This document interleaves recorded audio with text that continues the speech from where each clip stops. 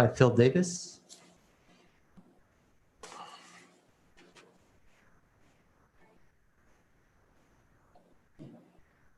Our first question will come from Jay Anderson. What's up, Jay? Thanks very much, Phil. Not doing too bad. I wanted to ask you, first of all, with Ryan Bader. Oh, can you hear me? Oh, I got you.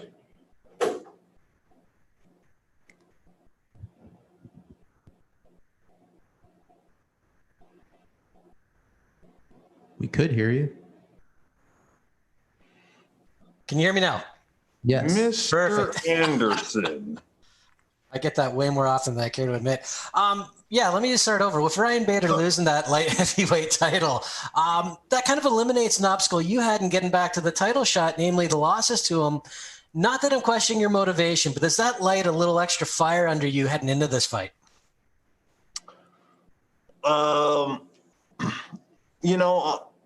It's kind of like all things are connected. It's I got to get through this fight in order to get back to the belt. So, I mean, I'm as motivated for this fight as I am for the next fight because it's all connected to where I want to be. When you look at this one, I mean, you and Lyoto first fought, 7 years ago. Needless to say, you've grown, but how have you changed? And do you see him as having changed his game significantly since that first fight? Yeah. He's in his last fight versus Chael Sonnen, he was he showed a little bit more range in terms of techniques than I've seen previously. He's always been good with his knees, but he looked, pretty athletic. He moves pretty well. So a little bit. He's definitely an evolved fighter as well. The last one for me, I mean, this is going to be a different kind of fight for you. No crowd, both corners audible. What are you expecting going in there? And have you done anything to kind of prepare for that environment in terms of, imitating it in the gym? Preparing for a, silent arena? I train in a silent gym all the time. I mean, that's the hard part is training for, not being able to hear and training for a loud crowd. But this, I imagine, will be very similar to training. Sometimes you have a tough guy that comes in from somewhere else and his coaches are there coaching him and your coaches are there coaching you. And it'll be very similar to that. But, all right. Well, I'll let you know. Best of luck this weekend. Thank you. Steve Drew. All right. Thank you, Phil. It's always a pleasure to talk to you. And it's been about a year now since your fight with Carl Albrechtsen, and the world has changed significantly in that time. So how has your training changed up with the new pandemic circumstances we're all living with? I now spar with the mask on because it's very similar to the training mask. No, I'm kidding. I don't. What I mostly do is my training time has changed and my training schedule has changed. I'm the flexible parent in my house, so with no school, I spend most of my time at home teaching and making food and all of those good things. And I get my workouts in the morning and then again in the evening. And other than that, not much has changed. It's just being more flexible and more intentional with my time. All right. And having seen Nemkov dethrone Ryan Bader, obviously that was a goal of yours to get that win over Bader and get the title back. But now, knowing that you fought Nemkov to such a close split decision last time, how motivated do you feel knowing that you're already in the driver's seat? Well, I'm as motivated as ever. And, all things are connected. This fight is my ultimate goal is to get back to that Bellator world title. and be the champion and have the belt. And I want that belt, and this fight is standing in the way of me getting into a championship fight. And so, and that's been my thought process all along is, just stay doing what you're doing. You got to string together a bunch of victories, make your case that you want to be the champion, and that's the way it works. So, I'm pumped and I'm motivated. All right. Well, we look forward to seeing your performance on Friday. Thank you very much. Thank you. John? Hi, Phil. I was wondering, I know you beat Machida back in 2013. Do you remember anything from that fight? And did you rewatch that fight before this one? That was a special fight for me. Big name like Machida, for the former champion, down in Brazil. Everything was. That was a really big fight, and especially for my career. And that's a fight I'm gonna remember forever. I feel like I remember every minute of that fight.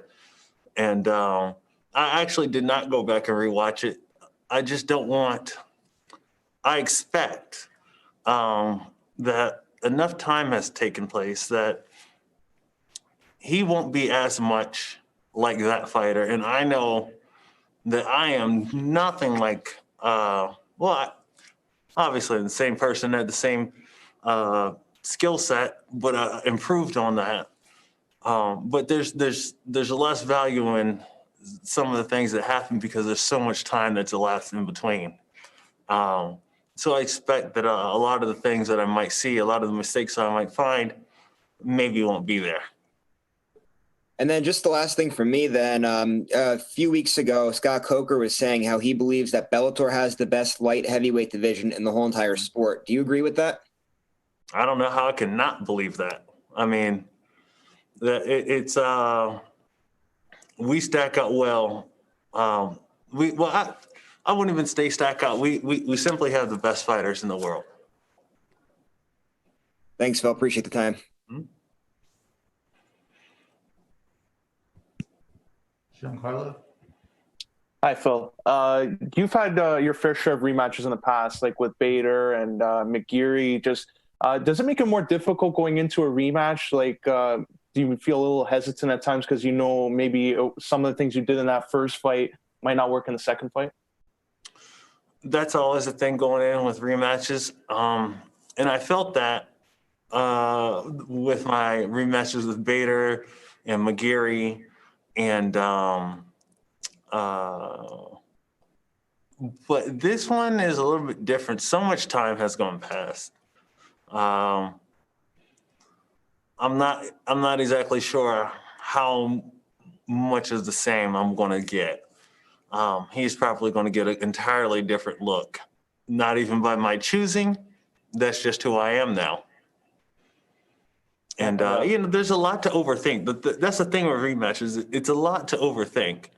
And I try my best not to. I've gotten my game to a place where I'm completely confident every time I go in and what I'm capable of doing. And I've just improved on so much in between 2013 and now that, you don't want to overthink it by going back and looking at your old mistakes. And the final question for me, you just spoke about that, like improving. What area of your game do you feel you've improved on the most? Well,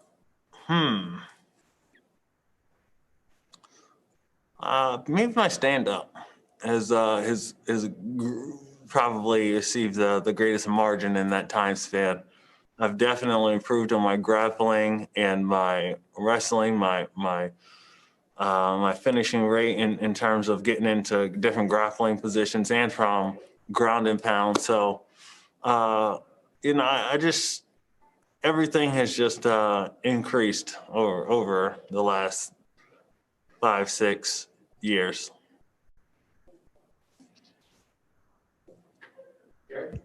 Gareth? Excuse me, gentlemen. I'm just in the middle of dinner in London. So do forgive me. Let me just finish what's in my mouth. Mr. Davis, sir, you know with the mask on you look 25, not 35. Thank you. You do. You really do. And anyone else watching you now will agree with me because you looked so young when you walked in just then with the mask on. Hey, I hope you washed down that food with some Earl Grey, my friend. I will be indeed. So I've got three little questions really.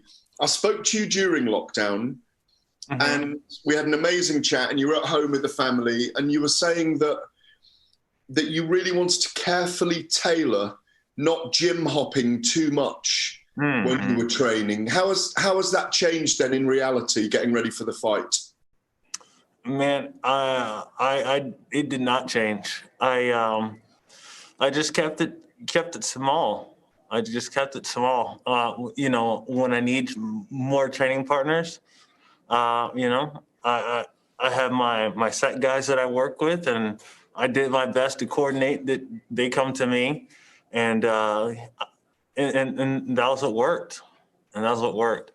So I kept it as small as possible and stayed in one spot.